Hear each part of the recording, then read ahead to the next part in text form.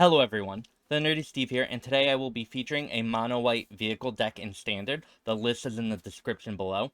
I'm going to talk a little bit about the plan of the deck, and then we'll play a couple of games. So, let's go. Now, we've seen various versions of this deck lately. I've had a couple on my channel. So, it's kind of a deck we're used to seeing, right? We have, a Reckoner Bankbuster, Spirited Companion, and an Ambitious Farmhand as 2 drops that give us card advantage over time. Ambitious Farmhand and Spirited Companion immediately, while Bankbuster, requires more mana and more turns. And then we also have Restoration of Eiganjo, which can find planes and give you card advantage that way. And Wedding Announcement creates a lot of creatures over time and can potentially draw you cards.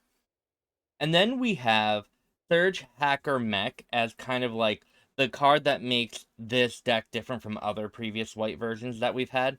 This is a 5/5 artifact vehicle with menace, and when it enters the battlefield, it deals damage equal to twice the number of vehicles you control to target creature or planeswalker an opponent controls. So, if this is your first vehicle out on the battlefield, it can deal 2 damage to a creature or a planeswalker. And that's actually much more relevant than you might think. Being able to kill a Liliana that has down-ticked, to get rid of that and not have to worry about that being on the board, or a Wandering Emperor that only has 1 counter or 2, right?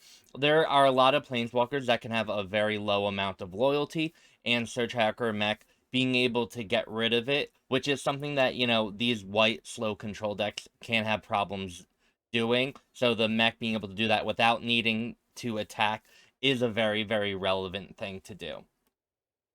And I also want to add, whenever you have the decks with Restoration of Eiganjo and Ambitious Farmhand, it really makes the deck that much more consistent.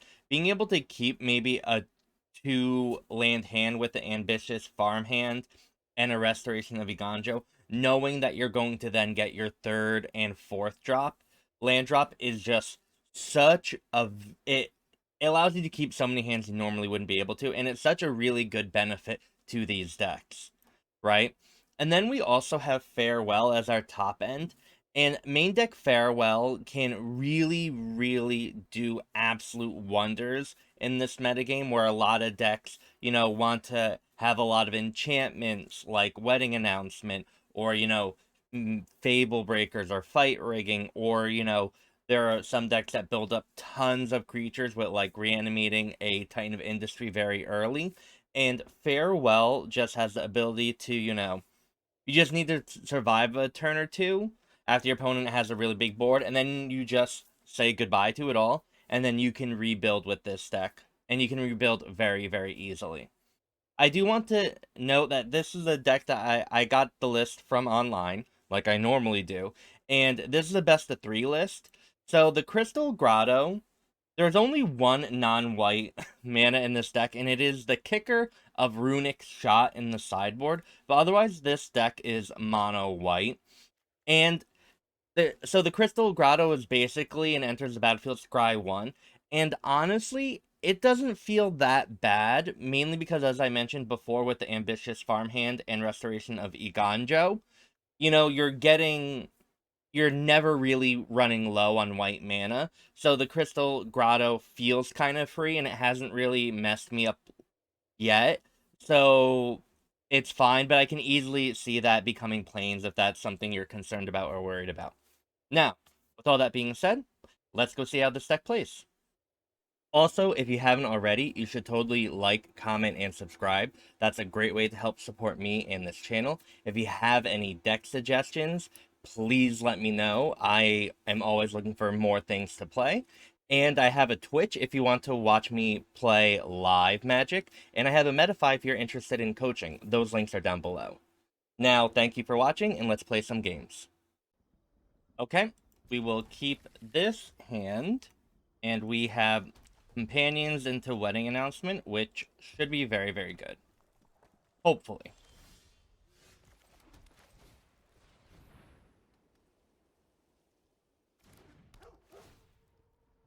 We'll be able to draw basically a lot of cards over the next several turns, and hopefully they are what we want. And now, what do we want? Things that aren't lands. Everything seems pretty good here. Our opponent looks like they're on a mono red deck. So, the Wandering Emperor is exactly a card that we wanted. And I think what we want to do here is not attack with the Spirited Companion, because I think we want to potentially aggressively block. And guess what? Our opponent is not on mono red. Our opponent is on Gruul. I am going to destroy Evil, the Briar Bridge Tracker, now. And then we can say go. You know what, though? Maybe we should attack, just because maybe double blocking here isn't particularly great with what our opponent is doing. And we probably just want to do the wedding announcement. You know, yeah, that was bad. I realized the error of my way, and we will fix it. Because now, so we're not attacking here, because now our blockers are bigger, right? And we can just, like, devote 1 and 1 and 1. And it just makes things a lot better. Right? We can just do this now. And that just seems smarter to me. Keep watch for intruders. Do that. Remember your training. And can I just farewell away the artifacts? To get rid of the clue tokens? It makes the Briar Bridge Tracker much, much worse. And our opponent now is down those card draws. That is the first time I've ever used a farewell to only remove artifacts. And so our opponent's doing this, and what I want to do is just double block. Do it, let's triple block. Our opponent has a removal spell. We don't get blown out. If they have 2 removal spell, oh well. Oh. Alright, cool. Our opponent made tokens to kill everything as, like, a little bit of a surprise. Let's attack here. 4. We can then make a Wandering Emperor token. We'll cast that, and then our mech will kill a spirit. At the end of our opponent's turn, we can activate a Roadside Reliquary to draw 2 cards with the Wedding Foundry and mech. Always glad to meet Yeah, and it looks like we're in a pretty good spot. We're drawing 2 cards here.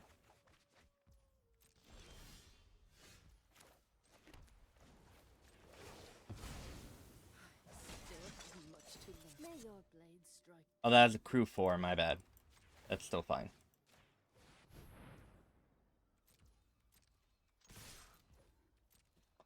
This is lethal, so our opponent does have to chump.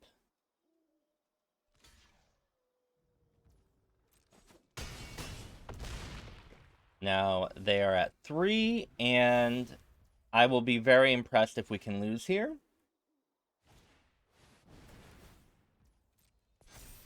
That is a way that we might have been able to, but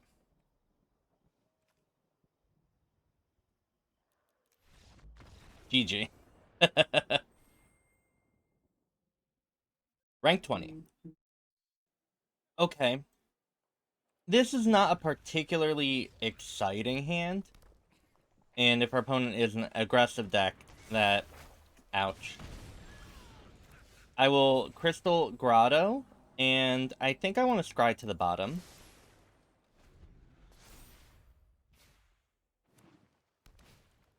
Our opponent has a Phoenix Chick, which is a 2/2. And I think what I need to do is we're going to use Destroy Evil to get rid of the Kamano Faces Kakazan. Yeah, let's destroy target enchantment. And hope our opponent doesn't have a Tamiyo safekeeping. Maybe we should have done that during our turn, but I think it's fine. Our opponent missed a land drop, which I am very, very thankful to hear. So we get the Restoration of Eiganjo. And now this is a really, really good spot for us to be in. Eiganjo is going to put the Bankbuster onto the battlefield, right? And we get to play our 4th land, and we have the Wandering Emperor up. So this is just pretty phenomenal place to be in. Ooh, Squee, though. Squee is a little unfortunate, but again, we get... Oh, that was actually a big error on my end. So, I should have waited for the token to enter the battlefield and attacked us. So what I'm going to do here is actually make a 2/2 that can then block that. So the problem I did is, whenever a creature enters the battlefield and it's attacking, it can choose to attack a Planeswalker. And I needed our opponent to choose me before I played the Wandering Emperor. So I jumped a little bit, but that's okay. Because we get to kill the Squee here. And you know what? It actually didn't work out too badly because we get an attack here. So, I'm kind of fine with that. Like, I think it worked out well. So our opponent's going to attack here, and I'm going to Wandering Emperor the Phoenix Chick. So we can stop taking this damage and gain some life. And if this happens, it's going to be GG. So, GG, and now we're rank 18. Okay. This seems like a good hand. We have a turn 2 play, followed by a turn 3 play, followed by a turn 4 play. Obviously, that's good. But the Restoration of Eiganjo, as I mentioned, it ensures that we get to Surgehacker Mech on turn 4. And that's the really, really important part of this equation. We also have artifacts and enchantments for our Reliquary, Roadside Reliquary.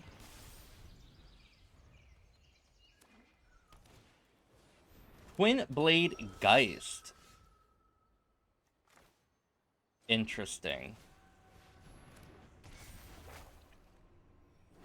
So I have no idea what's going on here, but I am a little scared.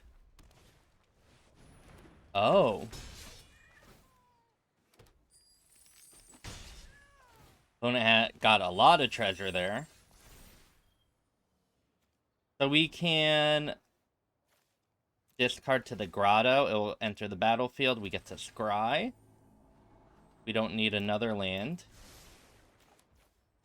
Then we can Surgehacker Mech, which will deal 4 damage to the professional Facebreaker, hoping our opponent doesn't have any responses here.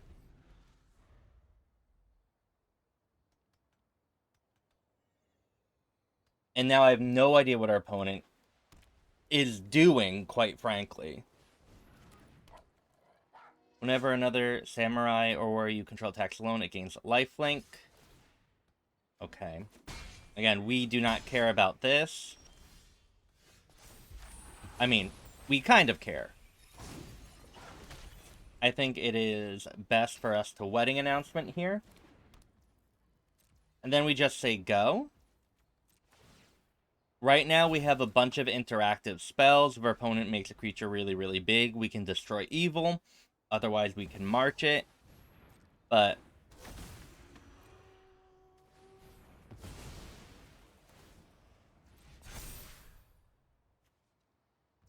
like, this is fine.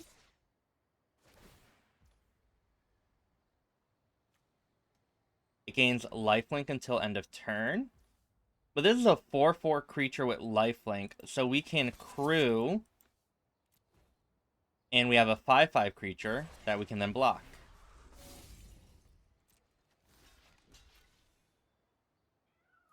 I think that works, right? Yeah. It looks like our opponent may have not seen that. And that's what sometimes, if you're not used to certain vehicles being crewed, it's very easy to miss. So our opponent may have just, like, forgotten about Surgehacker Mech, which, you know, is something I've done before. So we will Spirited Companion. I'll activate the Grotto again. The Grotto Scry has been pretty relevant. I think we can just get out the Bankbuster here. I'm not, like, too worried. We can always march if we need to, but we have a really, really big board right now.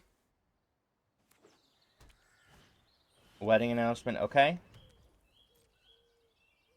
Yeah, I don't think our opponent can attack. We'll play the Spirited Companion.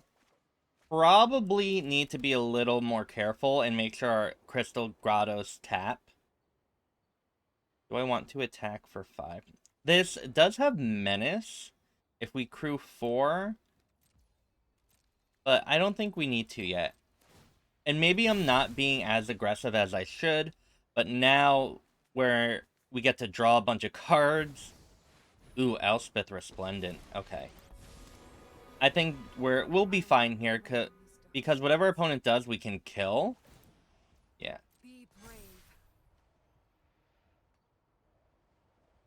Our opponent might try and give it flying, and then attack, and then we can destroy evil it.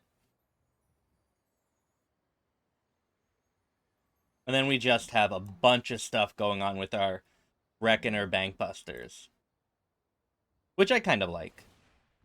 Oh, our opponent didn't do anything, though. So let's draw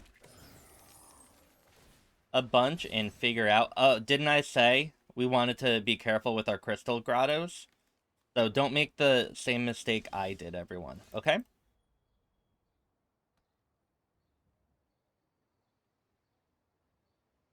Now, we do need to attack because we need to get rid of this Elspeth.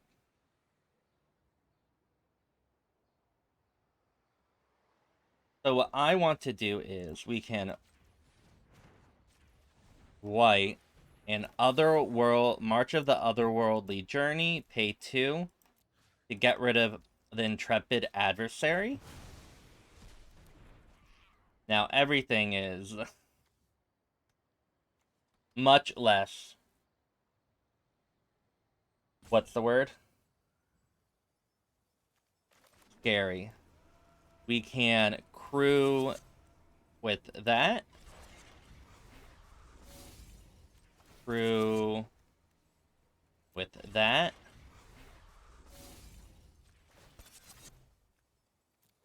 Now, this might be a little overkill, but you know what? I really need this Elspeth to die. And maybe we could just attack our opponent. I don't think so.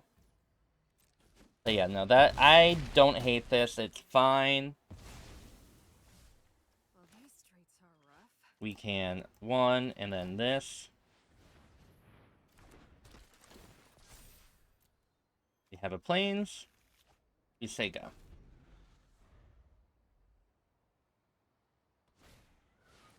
Oh, Halana and Elena partners. Okay. Flying haste and double strike.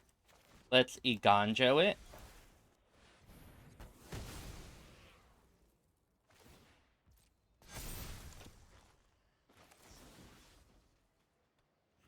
We get to destroy Evil the Helena after it got pumped with the wedding festivities. And, well, this is gonna be good. Oh, wow, look at all of that, everyone. Right. GG. Clean up this town. Well, thank you for watching me play at some mono-white vehicles in Standard. This deck was really great. I absolutely loved it. Surgehacker Mech really, really surprised me as a very, very consistent removal spell, specifically for Planeswalkers. I think the mono-white mid-range decks have had, you know, a lot of trouble dealing with opposing planeswalkers, and this is a very, very clean answer. And it's also a very, very good creature combined with our Mech Hangar, right? This deck did take some, it does have a learning curve. It takes a while to get used to and to really, really play around with things. And the crewing is just a weird thing sometimes, and having to do the mental math of how many creatures you actually have to attack or block with can be a little weird. And this having menace usually means that, you can be a little more aggressive than you might initially think, and it just takes some getting used to, right? And specifically with the wedding announcement, right? It just changes the math a little bit, and so it's a deck where I felt like I was learning a lot and discovering all these more intricate plays, and that's really, really fun and cool, and I like when decks do that. So that's why I'm probably really loving this deck a lot. But yeah, it's great. I would recommend to try this out in best of three. I mean, it has Karn Living Legacy, and that's fun. But no, it was great. It was wonderful. It played well. And yeah, I am excited to be trying this more on the ladder.